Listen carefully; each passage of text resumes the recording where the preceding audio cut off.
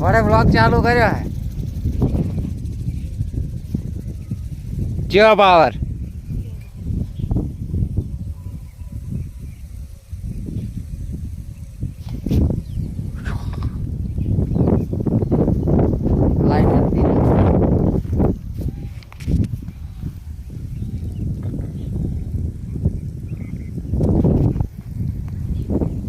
રામ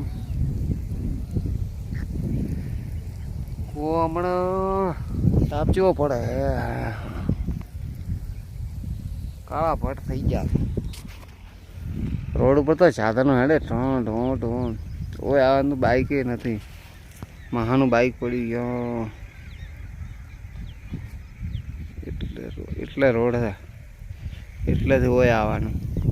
આ આપણો બંગલો સાપરો બંગલો છે ને હા જીરું જીરું આવ્યું ભાઈ જીરું જીરું કોઈને સસ્તા ભાવમાં લેવું હોય તો કહેજો જીરું આપણે આ ફુવારાની લેટર ચાલુ કરવાની